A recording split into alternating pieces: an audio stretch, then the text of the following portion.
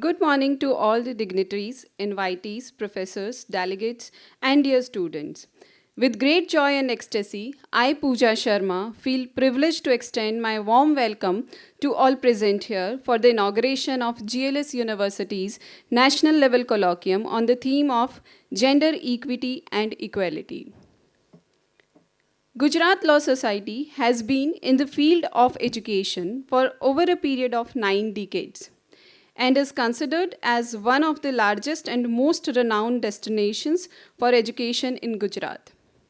The society stands as a synonym for contemporary education in the region with the emphasis on quality.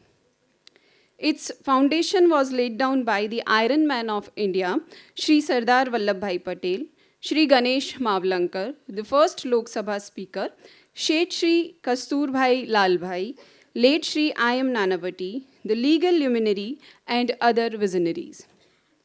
Today, the name GLS has become synonymous with education all over the Gujarat.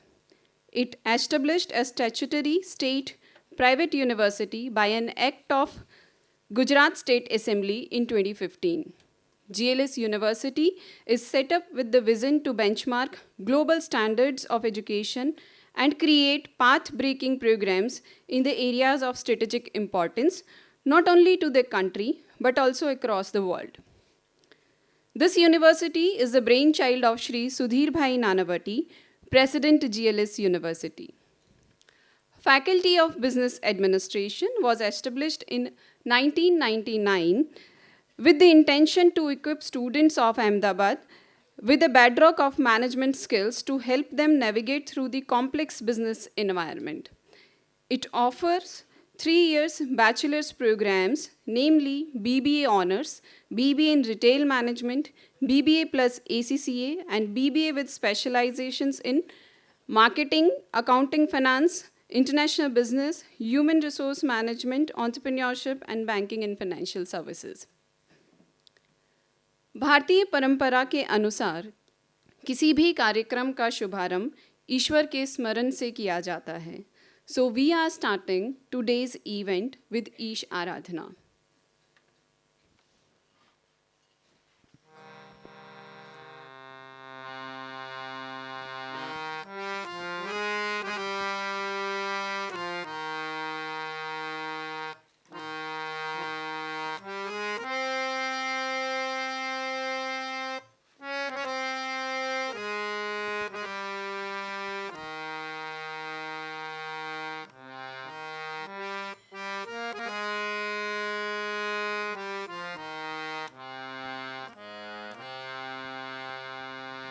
Sarveshwari Jagadishwari Sarveshwari Jagadishwari हे मातृरूप महेश्वरी सर्वेश्वरी जगदीश्वरी सर्वेश्वरी जगदीश्वरी हे मातृरूप महेश्वरी ममतामयी करुणामयी ममतामयी करुणामयी हे मातृरूप महेश्वरी सर्वेश्वरी जगदीश्वरी सर्वेश्वरी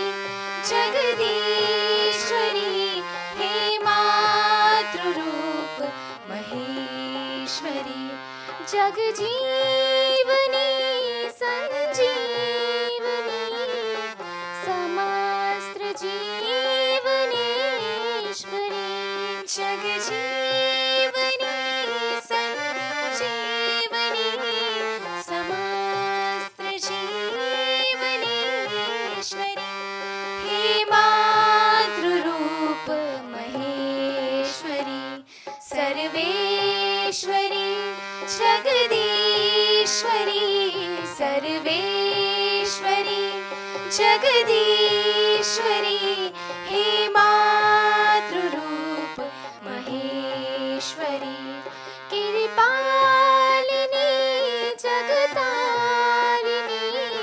प्रतिपल भुवन विदेश्वरी किरिपालिनी जगतारिणी प्रतिपल भुवन विदेश्वरी हे मातृरूप महेश्वरी सर्वेश्वरी जगदीश्वरी सर्वेश्वरी जगदीश्वरी हे मातृरूप महेश्वरी तमहारिणी शुभकारिणी मनमोहिनी विश्वेश्वरी तमहारिणी शुभकारिणी मनमोहिनी विश्वेश्वरी हे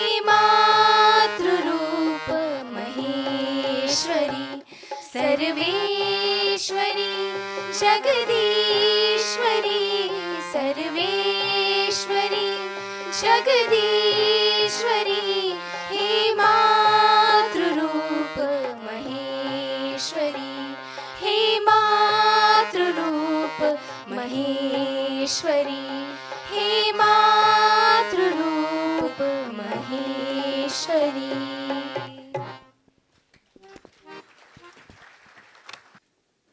Women Development Cell, one of the crucial statutory committees of GLS University, was established in 2015 with the purpose to create an open space where we have discourses on various issues specifically from a gender lens. In the process, we try to learn and unlearn certain concepts that are core to our social milieu. In 2019, right before COVID-19 struck the world, the WDC had collaborated with the reputed Fulbright Nehru Specialist Program, where Professor Alice Clark from University of California had conducted a week-long workshop for faculty and students on gender constructs in modern workplace. Today, we are here for one-day national colloquium. It is going to be enriched with keynote speech, panel discussion, gender sensitization LIT fest, that is literature interpretation in talks, and research paper presentation. Shri Krishna Arjun से कहते हैं, आत्मोपम्येन सर्वत्र संपश्यति यो अर्जुन, सुखम वा यदि वा दुखम स योगी परमो मतः. I regard them to be perfect yogis who see the true equality of all living beings and respond to the joys and sorrows of others as if they were their own. Theme of the National Colloquium for this year is Gender Equity and Equality. Equity, जिसकी सामान्य परिभाषा न्याय और निष्पक्षता के आधार पर समान परिस्थितियां उत्पन्न करने पर बल देती है.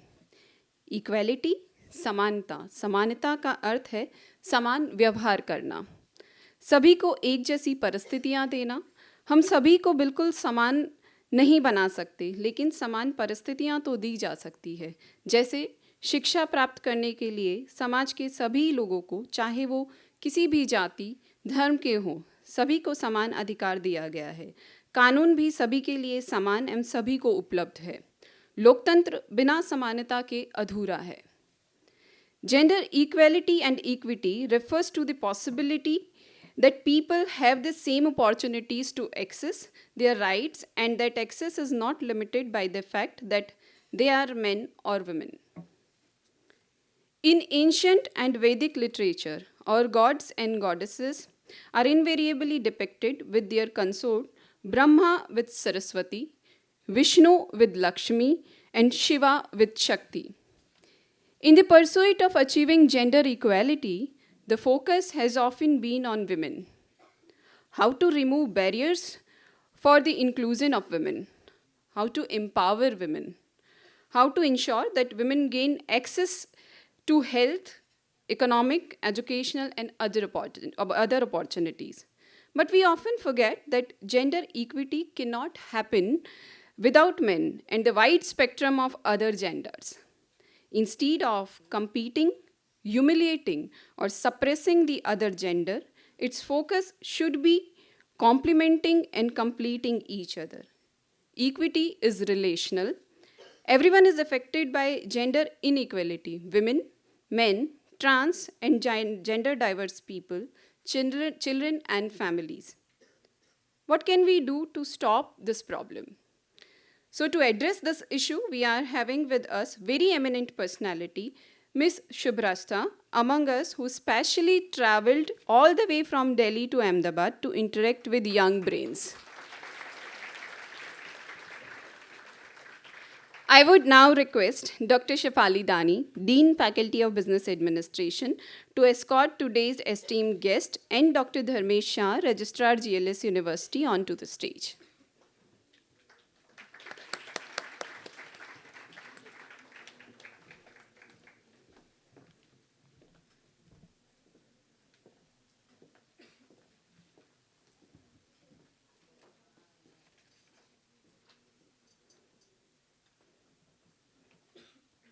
बहुआयामी आप हैं, बहुआयामी काज, पाकर अपने बीच में पुलकित हैं हम आज। इन्हीं पंक्तियों के साथ हम सभी का अभिनंदन करते हैं। अतिथि देवो भव की परंपरा का अनुसरण करते हुए मंच पर आसीन व्यक्तियों का सादर अभ्यर्थना के साथ परिचय देना चाहूँगी। With utmost pleasure, let me introduce you to Ms. Shubhrastha. Ms. Shubhrastha runs the Arth Shastra Group, a conservative political consultancy. Her firm has handled 14 state and general elections to the extent to 100% success rate. Ms. Shubhrastha is a published author with Penguin. She represents agile and rational conservative Indian voice on national and international media. She also runs her own YouTube channel called The Churn, with the aim of hosting meaningful and detailed discussions on issues of global and national ideological and political concerns. We are so happy to have you here, ma'am. I request our Dean, FOBA, Dr. Shefali Dani, to welcome Shubhrastha ma'am on behalf of GLS family.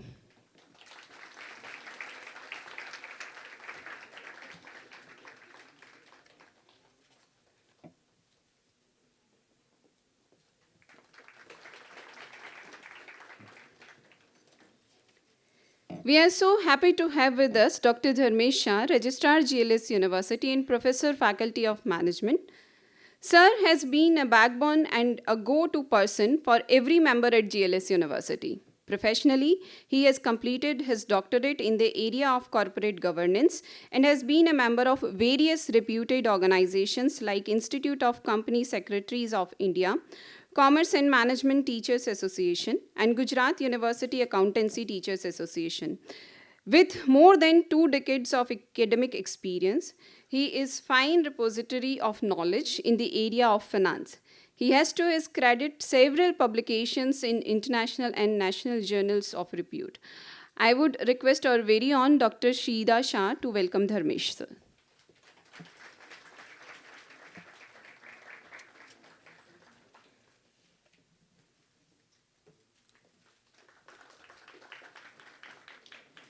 Thank you, Shida ma'am. To make this event a blessed one, we invoke Goddess Saraswati by kindling the lamp of knowledge and wisdom. For seeking the choicest blessings for the same, I invite our admirable director ma'am, our valued guest, for the parampara of Deep Prajwalan.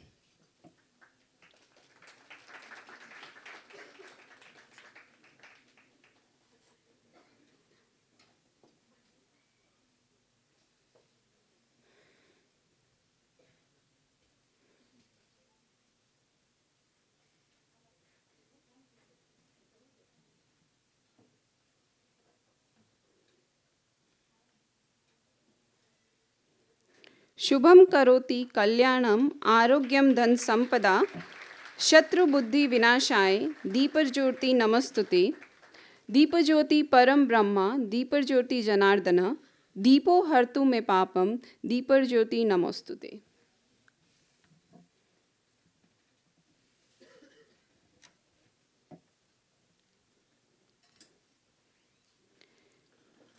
And now, I would like to invite the person who holds the college together, a seasoned scholar and navigator of this flagship of knowledge, a visionary who channelizes all our energy in the right direction, an epitome of positivity, the one and only our very own respected Dean, Dr. Shafali Dani, to give her welcome speech.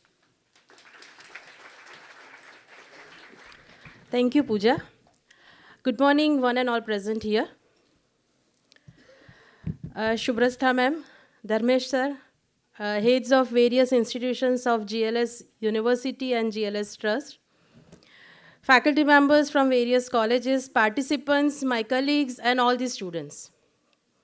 It is indeed a matter of pleasure and privilege for me to extend all a very warm welcome to the inaugural session of National Colloquium on Gender Equity and Equality. At Faculty of Business Administration, we understand the importance of value addition that is brought through education in lives of children. Along with classroom teaching, we believe in giving students the required exposure that helps them to achieve future endeavors.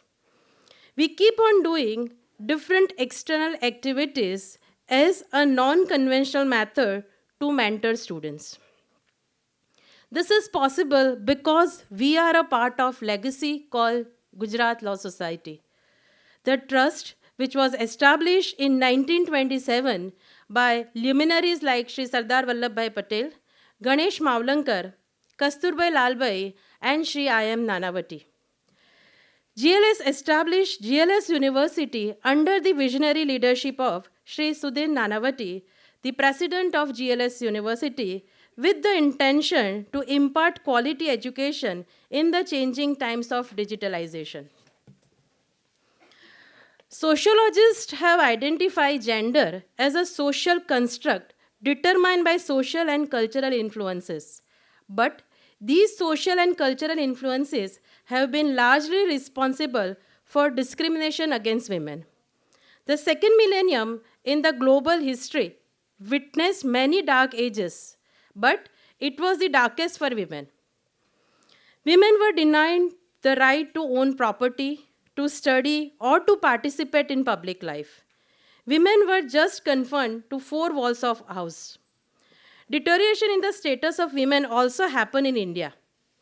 Oppression and suppression of women led to the emergence of different movements like feminism and women empowerment in the West, which resulted into enactment of such laws in India that empowered women. Despite having a conducive legal framework, a huge number of women have disappeared from India's workforce. Therefore, the question is, did these movements create full equality to women? Did they respond to the needs of women? Or did they denigrate women's natural inclination by attempting to make women more like men? Physiologically, men and women are different. Therefore, their needs are different. So are their roles and responsibilities. Since time immemorial, the concept of respect of women has been embedded in Indian tradition and value system.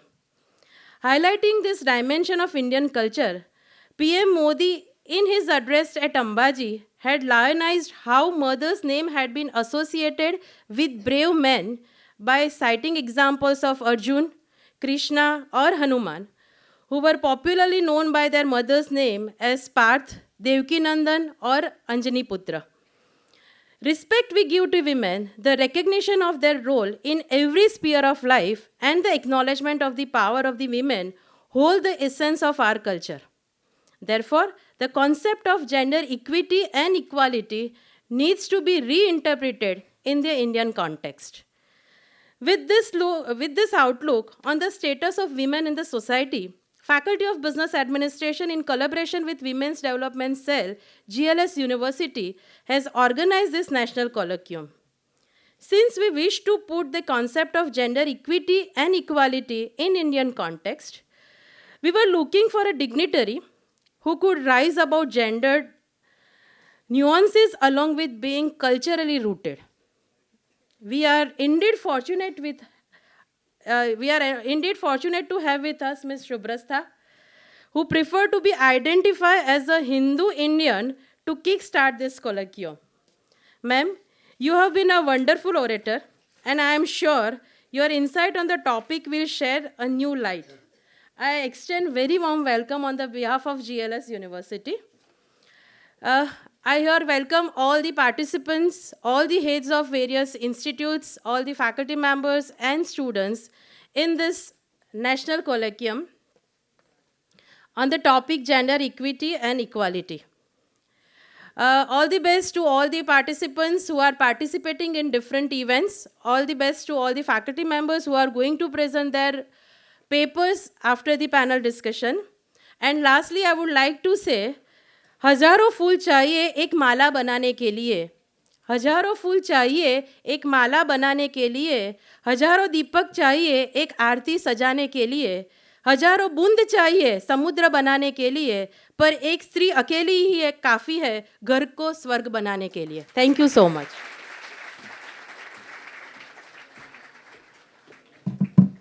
Thank you so much, ma'am. We are having one empowered lady among us. Her conscious efforts towards the upliftment of the society leave us in amazement. Now the time is for the speech of chief guest. I request Shubhrastha ma'am to please come and grace the event.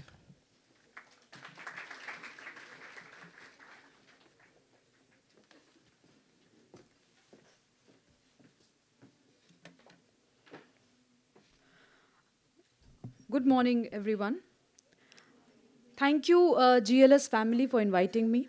It's a huge honor to be here because this institution is not just historic, but it is also an institution that has been the seed of so many movements that India has seen. Inaugurated right at the peak of the Indian national movement. I think you all are a part of this legacy, and we all need to take this forward. So thank you, GLS, for associating me with this huge, huge, grand institution.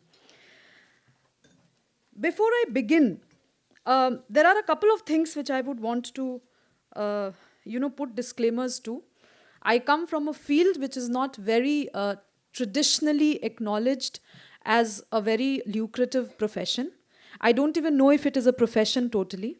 I'm still trying to navigate my way through it. Political entrepreneurship, women in politics, all these are terms which are very new in conversations that we have. And shall I keep the medium Hindi and English? Yeah. मेरे भाव जिस भाषा में जब आएंगे मैं उस हिसाब से बोलूँगी. इंग्लिश मुझे उतना पसंद नहीं है, इसीलिए मैं हिंदी बोलूँगी. मैं कोशिश करती हूँ कि मैं शुद्ध हिंदी बोलूँ और अंग्रेज़ी बोलूँ तो शुद्ध अंग्रेज़ी बोलूँ.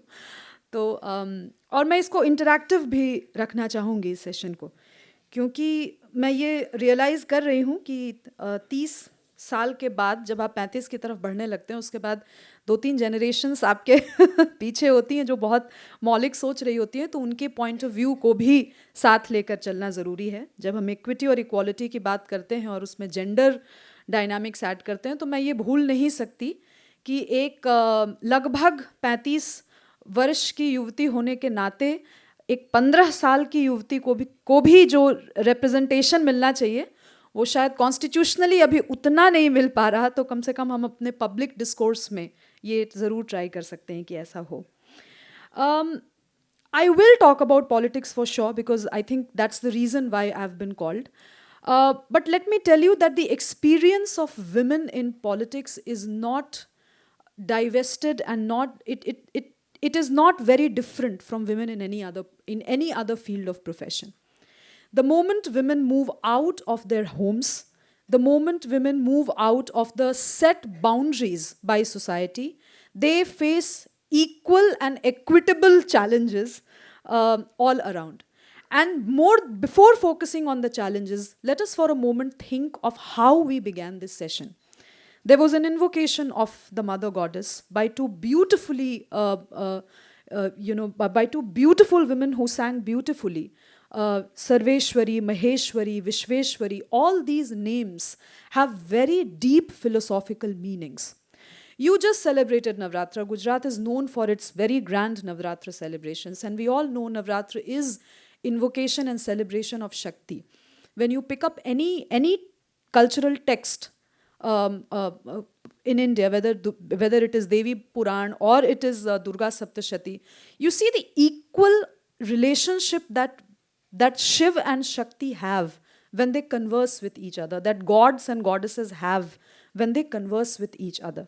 So if you begin, for example, if I quote from Durga Saptashati, there is something called Saptashloki, where it's a combination of 7 shlokas, and it's basically said to represent the essence of Durga Saptashati.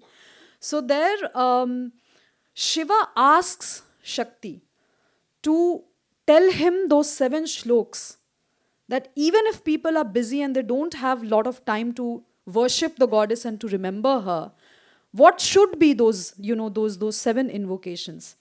And Shakti responds and, gives those 7 shlokas. Towards the end of the Saptashati, there is Shakti who asks Shiva that if people don't have time to, do the kind of puja that is required, then how can they attain Shakti in a very limited span of time? And there you have the Siddha Kunjika Stotram. It is not very difficult for us to understand how there is a collaborative approach to worship, of course, but philosophically everything that life represents. Now, as young students and as people who will be joining the workforce very soon, immediately after you graduate, please keep this context in mind. We have made a huge journey from this heritage that we have, from this culture we have, to a point in time where conversations are about why are women not there at the table? So from a point in time when women defined the table to a point in time where we are jostling for space, I think that's the context that we all need to keep in mind, men and women, and men and women who don't identify themselves as men and women, all the different gender dynamics that we have. Just remember this when you join the workforce tomorrow. Because it is very easy to talk about challenges. We all know the challenges that gender dynamics have. We all know about representation, how skewed representation is. Even today in Parliament, the representation of women is abysmal. If you go by cross-sectionality, the representation of Dalit women is abysmal. If you go, tribal women are not there as much as we should have, in Parliament. We don't have many young women. When I say young, I'm talking about, 25, 26, 27-year-old women. By the time women enter politics, become ministers, they've already spent half of their prime and half of their youth in trying to navigate the gullies of politics, and it makes them extremely aggressive. It makes them extremely bitter from within. So there is something that we need to change about the system. Mere representation is not a problem and a solution that we should be looking at. Quality of representation is equally important. And with that, I'm a little irked by this whole conversation of women at the table. Because let me tell you, with whatever little experience I have gathered, the tables are not comfortable for women.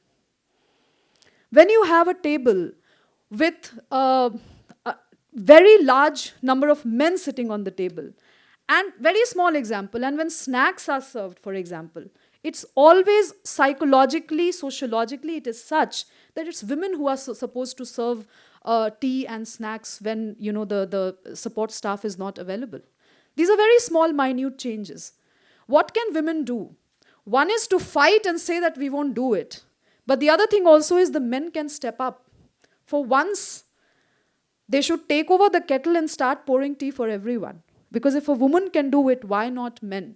So when I ask the young guns like you to be aware of whatever cultural heritage we have, this is exactly what I mean.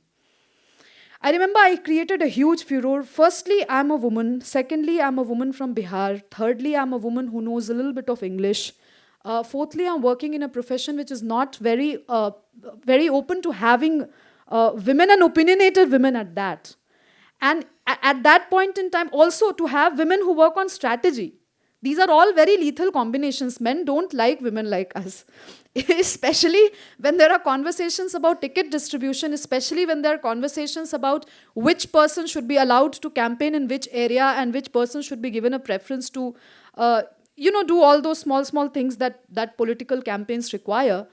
And there I have a voice, fortunately, and I acknowledge the efforts of all the men also who rallied behind me to ensure that I have a voice at the table and not just a seat at the table. But being aware of all of that, I'll tell you a very personal example which has really happened with me. I was in Bihar.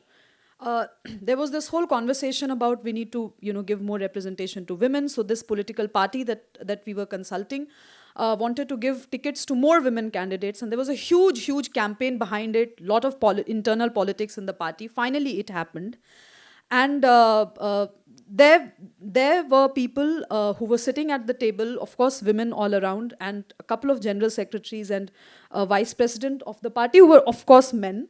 None of them were women at leadership positions. So men at the leadership positions were to decide which woman to be given ticket to and all of that. And a similar incident happened. Tea and snacks were, brought in. And instinctively, a woman started fidgeting and wanted to get up. I eyed her not to. She was a little flummoxed. And I asked the general secretary of the party, I won't take the name, Mr. XYZ, can you please serve snacks? There was a huge furor. Nothing happened in that meeting. I mean, of course, we did business as usual, but immediately after the meeting, I was called. I was told that, I have really breached my mark and I shouldn't have. He's the general secretary of the party, blah, blah, blah. And, I shouldn't have really asked the man to do the needful. To which I simply responded that the women were there as guests. The women were there for a purpose. They were there to prove their mettle, not to serve tea and snacks. The general secretary of the party, who had called the meeting, was the host of that meeting. So he should very well know how to serve his guests and ensure that. What I'm trying to say is that these are very small things that you need to do. With conversations on gender equity and equality do not necessarily have to be at a national or international level to be able to make an impact. You need to be mindful of very small, small levels at which discrimination happens. Let us talk about women in media. I'm sure a lot of you who are pursuing your business administration, bachelor's or master's, tomorrow you may join companies which deal with, PR, which deal with, media management, and you may jostle with a lot of corporate offices in that respect.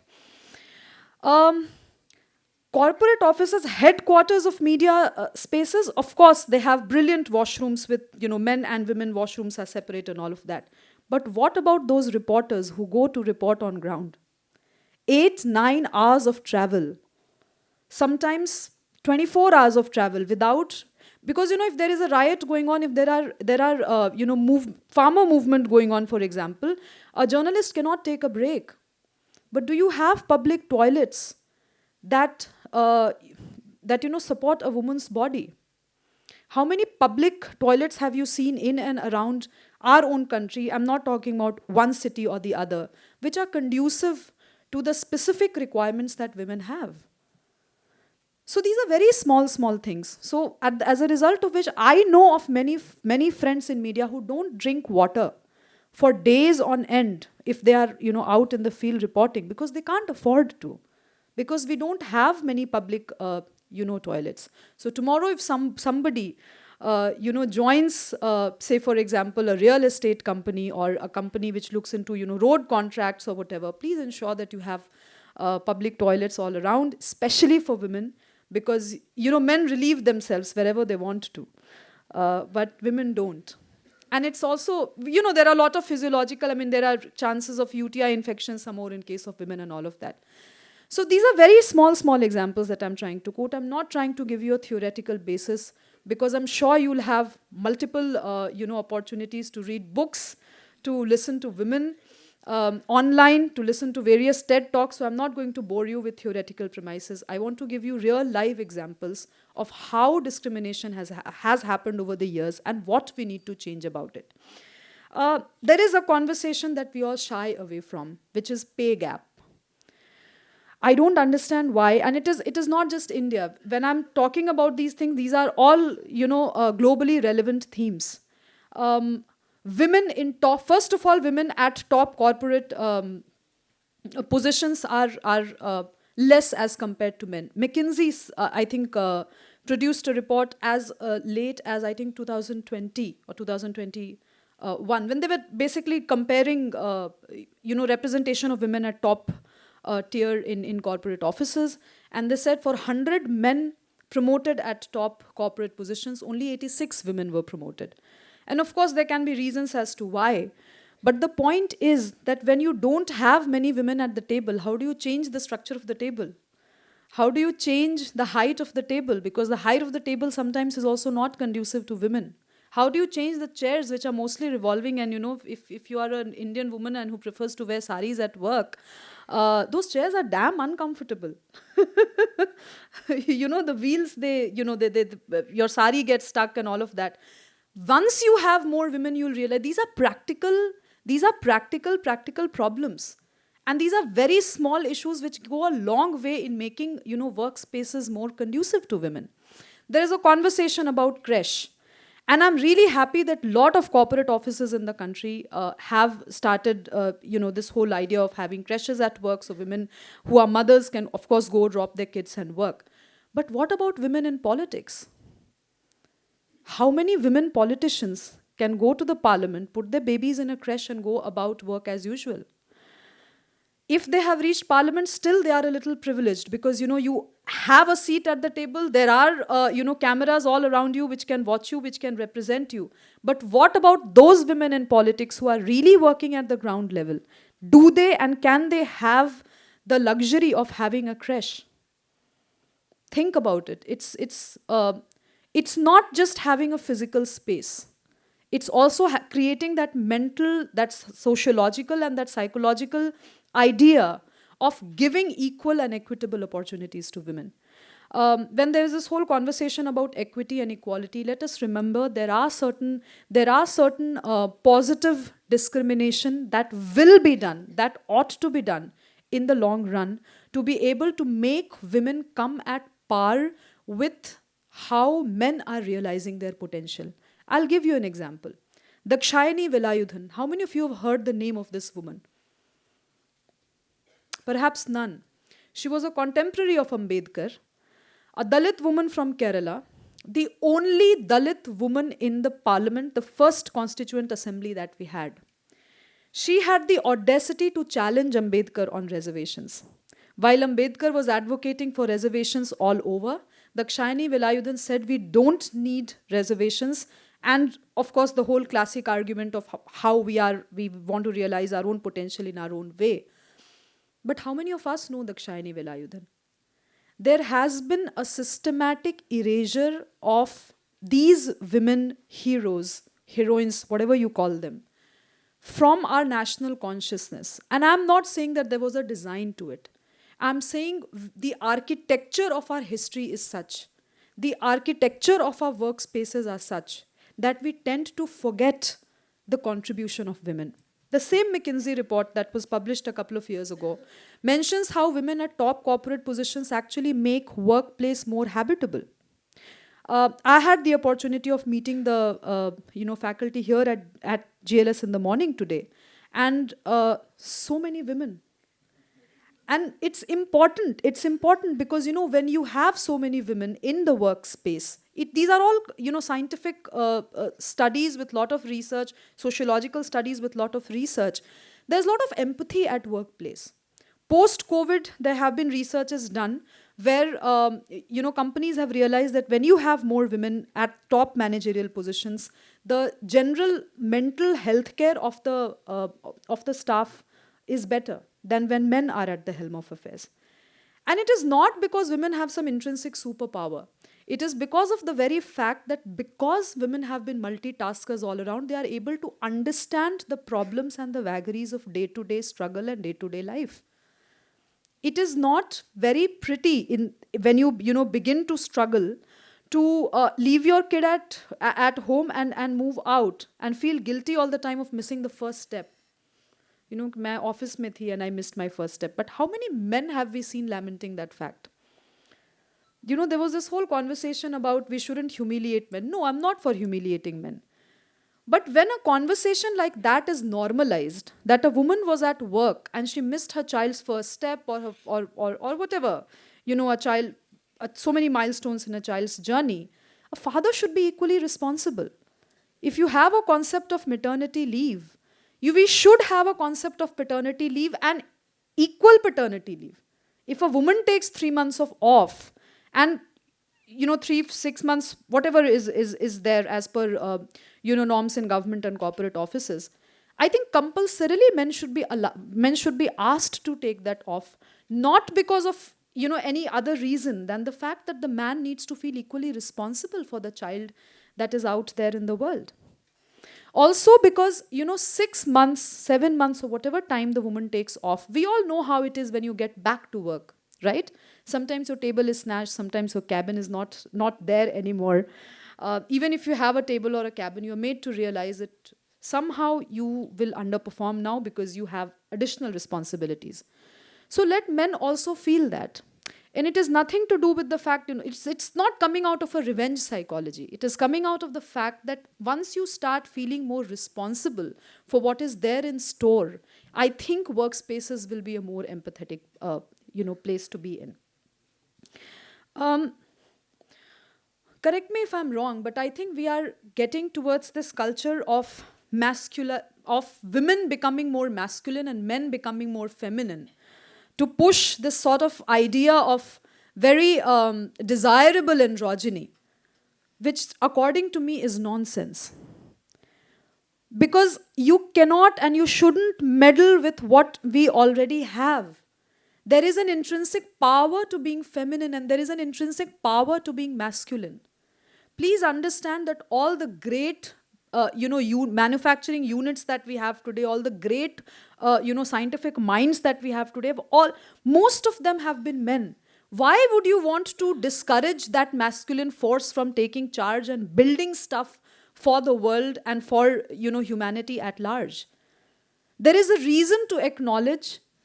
There are multiple reasons to acknowledge that there is an intrinsic power in the masculine force and an intrinsic power in the feminine force, and they both should collaborate and complement each other rather than being at zero-sum games with each other. Increasingly, our gender studies, specifically popular culture, has been pushing this idea of women becoming more like men. So in web series or whatever popular culture tropes that we have, women smoking, women drinking, women swearing like men, all of this has suddenly become a matter of empowerment. So how many of you have watched, I'm not going to take names, but that film or that series where there is this very popular actress who is out there, extremely efficient at her job, but swears all the time. I think it has been normalized that it's okay and it's desirable to be like badly behaved men at top positions to be able to assert that you are good. Smoking is a bad habit. Swearing is a bad habit. Drinking is good for entertainment, but a bad habit at the end of the day, bad for your health. Why would you want to adopt all of that to be able to look strong? Please understand that the idea of strength is very different from the idea of looking aggressive, feeling aggressive, and putting out an aggressive self out there. So I think these are very small issues that we need to really focus on to be able to talk about the larger rubric. I've tried to make this conversation profession agnostic, but I cannot be immune and I cannot ignore the challenges that women specifically face in politics today, especially Indian politics. It is very difficult. Trust me, it is very difficult to be a Draupadi Murmu. And it is historic that we have a leadership today that has acknowledged not just the struggle of a tribal woman, but a struggle of a woman who has moved beyond her brief. First of all, she educated herself. How difficult it is for tribal women even today to move out of their homes, educate themselves, have a very tragic personal life that she did, and still not give up but carry on and do something for society. And for a leadership, and I'm sure the leadership is very masculine. There are a lot of men at the top who are running the affairs in the country, but it takes a certain kind of men to acknowledge the contribution of these women and promote them to positions which might look like mere representation to some of the naysayers, but this representation is important because it gives hope to so many other women out there. You remember Ujjwala Yojana, right? One of the most touted and I think the most successful schemes of this government. How many of you come from rural areas? One. I'm sure you would, many. So I'm sure that I'm sure you know what kind of revolution Ujjwala Yojana has brought in the lives of women who had to actually suffer, not just health-wise, but also in many different ways. They didn't have time.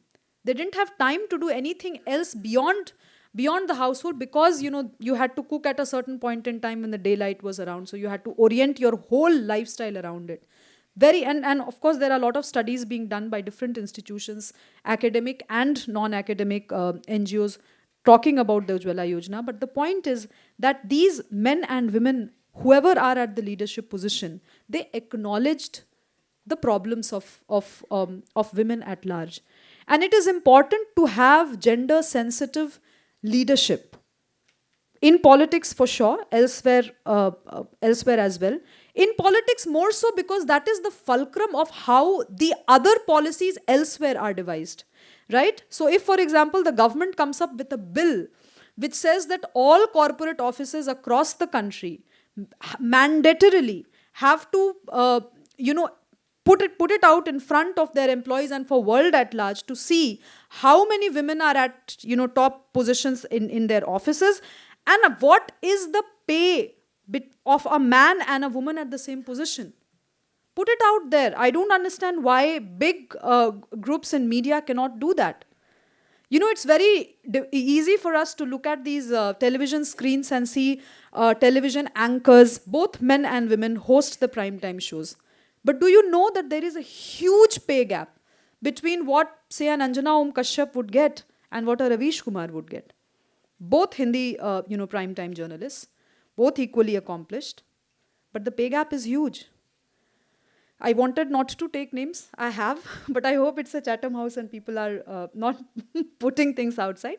But I'm just trying to, give you a perspective. Vice presidents if the company has many vice presidents and there are women and men out there, I think it should be the benefit for everybody to disclose what Vice President A, who is a woman, is getting and what Vice President B, who is a man, is getting. I'm sure, as management students, you would question me on, how this will really impact business and all of that and effectiveness at workplace, which is why I said at least at top positions, there should be clarity. People should know what it is out there. Also, I think it's important to have conversations. And it's important to have conversations across, across a cross-section. 35-year-old women talking among each other about gender equality is not going to cut ice. Women who are joining workforces much early on because of this whole Instagram culture and the whole social media culture. There are so many influencers out there who are making tons of money and living a very good life. There are problems even here. The kind of representation that you want women to have on Instagram is very different than how you would want men to look on Instagram. So this industry itself, and trust me when I tell you this, when I started, I said I'll try to be profession agnostic. This is a problem that you have everywhere. Women in politics are supposed to dress up in a certain way. There are so many women who have joined politics from the world of glamour. Look at the way they dress today and look at the way they used to dress 10 years ago. The field of politics is such, and it's not just politics, it's about any other space. Look at corporate spaces as well. The way women and men dress, men may get ready in say 5 or 10 minutes, but women take more time to get ready. And I'm really thankful for culture in India that we actually don't spend so much of time. But in the West, I was extremely, aghast, and I had this conversation. We were traveling in the London metro, early in the morning, office hours, and there's this woman who walked in, and I think she must be working at some really good corporate office. She had her heels in hand, whole makeup kit in hand, and she did all her makeup in the London metro and wore heels when she walked out. But when she walked in, she of course you can't run in heels, so she was not wearing heels.